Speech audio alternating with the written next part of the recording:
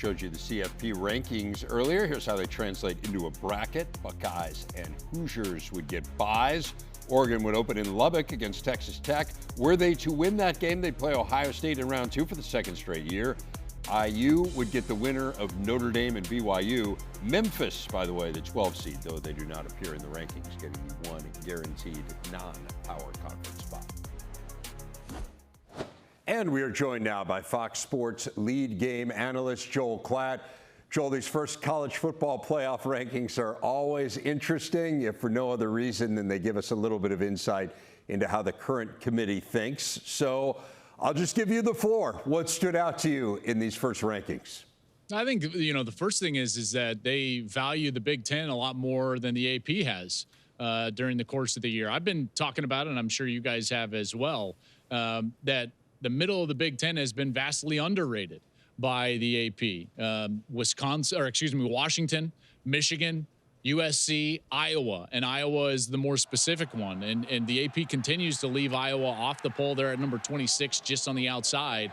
Well, in the committee's eyes, they're +6. That's the biggest mover or difference of anybody on the two polls. And what I think that this does, this valuing of the middle of the Big Ten, which is, and rightly so, is that it allows a path for one of those teams to play themselves into a position to get a bid into the college football playoff.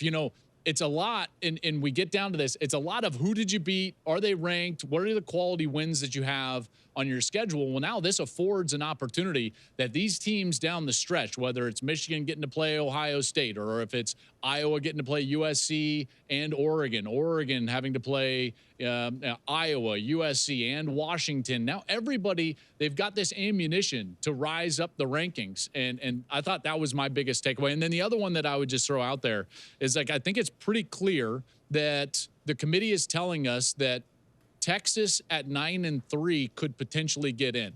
Now, I'm not saying I agree with that, but I think with what they have left on their schedule, Texas being 11 right now, they've got to go to Georgia. They've got Texas A&M later in the year. If they were to split those and go 9-3, they would have some marquee wins, and those wins being what I think is carrying the day for a lot of these teams. So I don't think it's out of the equation that we could have a 9-3 team get an at-large bid, and if that's the case, it would be Texas. All right, well, let's turn it back to the Big Ten. You mentioned those teams in the middle and the opportunities that a lot of these teams now have to make it to the CFP. And to your point, a team you've been beating the drum for, Iowa, is one of those teams at number 20, as you pointed out. They've got Oregon. Oregon was rated lower by the committee than they're rated by the AP, and lower than by you. I know you had them as number 5 in your poll this week. Now they've got to go to Iowa City. We know how difficult it is to play at Kinnick. We saw Indiana almost lose there at Kinnick Stadium. So give me a sense of what you think sways the balance in this game between the Hawks and the Ducks. It's turnovers. That's it. I don't think that Iowa has enough offensively to sit there and get to 17 or 20 just with their offense. So they need a short field, and they need their defense or special teams to create offense for them, whether it's in the form of a score or in the form of great field position. And listen, they're great at that. That's not like saying that for any team. That's obviously a recipe for an upset. But for Iowa, it's more specific because they don't throw the football. They don't get chunk plays. Now, they're running it really well. I think their offensive line has maybe been the most improved offensive line from the early parts of September until now that I've seen on film. They're running the football very well, and part of that is Gronowski getting going in the run game and using his legs. But that defense creating turnovers is where this game, the rubber meets the road. It's going to be raining, maybe even sleeting by the time the game is over. And Dante Moore has got to be careful with the football, because this Iowa defense, when they maintain their levels, they play that zone coverage, eyes in the backfield, tips and overthrows always end up in the hands of the Hawkeyes. And if that happens, then they're going to have a chance to play from ahead and get Oregon into an uncomfortable spot, and that's where I think the game is either won or lost. Yeah, it's interesting. The beginning of the year, there was some hand-wringing in Iowa City because that defense wasn't creating a lot of turnovers. But to your point, been doing really well here the last several weeks, and then special teams, an area where they always excel. Caden Weegen's just been incredible this year. I want to talk about the very top of the rankings, and I know you've had Ohio State 1, Indiana 2, committee also, Ohio State 1 and Indiana 2. They noted the differences for them were defense and offensive line. Would you agree that that's what separates the two, or is there something else that you see as the difference? Separates them from each other? Yeah, from each other. From each country? other. Right. They said Ohio State was ahead of Indiana because they had a superior offensive line and a superior defense. Well, I think I think they misspoke on the offensive line part, because I think Indiana could win the Joe Moore Award. You know, Rev, they've run it for 300 yards 5 different times. I'm with you. Yep. You know, they're the #2 rushing team in all of Power 4. So I think that the committee can at times, you know, you stick a camera in the face of somebody that's not experienced doing that, and they can just say things. Now, the defense, I think that that's a decent point, to be honest with you. Ohio State's defense is historically good. I don't know who scores 17 points on that team. I really don't. You watch them on film, they're multiple in their schematics, and yet I know that they're simple for themselves, very difficult for the opponent to face. They're long, they're athletic. And I think what was more dangerous, and if I was the committee and I was asked, like, why is Ohio State above Indiana? I would say, well, number one, even though Indiana has a couple of really quality wins at Iowa and at Oregon, we also value Texas. So Ohio State has that win over Texas in week 1. And then we also got to see Ohio State shift into 4th gear on Saturday against Penn State. And Rev, I got to tell you, that was kind of like one of those throw you in the back of your seat moments where you're like, oh, okay, okay, we get it. It's in there. They're just scratching the surface. You know, they play such good complementary football. They play methodical to try to take snaps away from their defense. But when they needed it, when they wanted to, they turned it on, and it wasn't even close against Penn State. I know Indiana has been really impressive, but that 2, 3, 4 possessions against Penn State, I think, put not only the committee on notice, but the entire country on notice that is the best team in the country.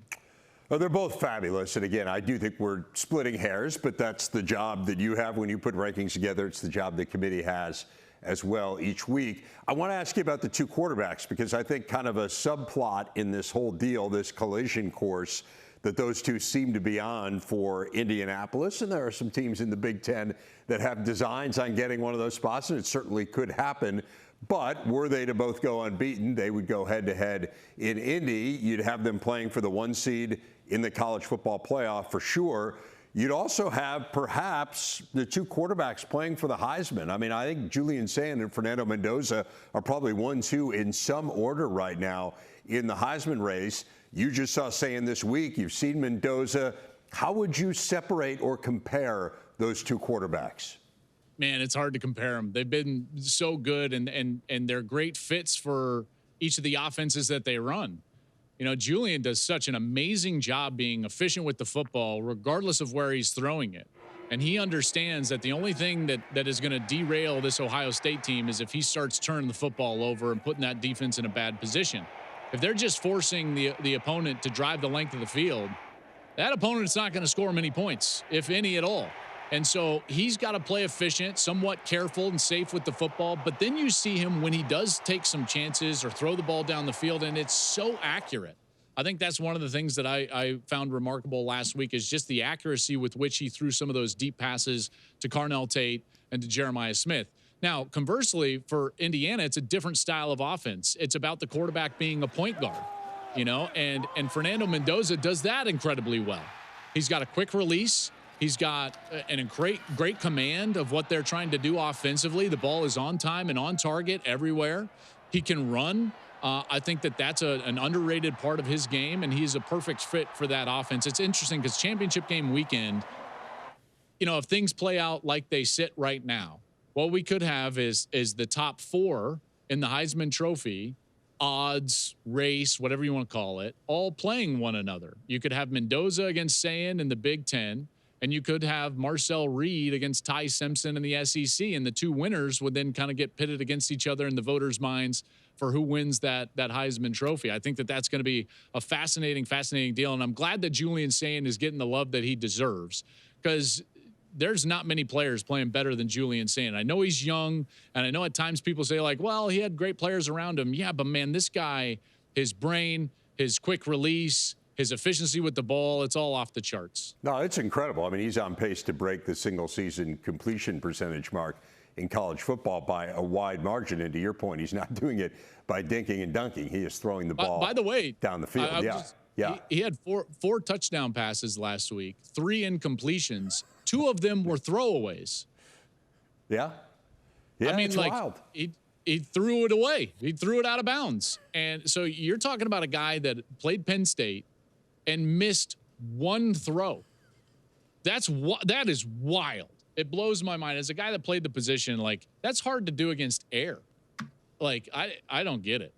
Yeah. No, it's awfully impressive. Both these guys are fantastic. I would relish the opportunity to see them go head-to-head in Indy. I think it'd be incredible. Before we get to that, though, we got a month of football left. Indiana's going to Penn State. That's big noon this week. Indiana's never won at Penn State, which is kind of crazy to think when you consider the fact that the Nittany Lions have been in the league now for 3 decades. But again, I think it speaks to what a remarkable story Indiana's been these last couple years versus where they have been for most of their history, and also speaks to how good Penn State has been.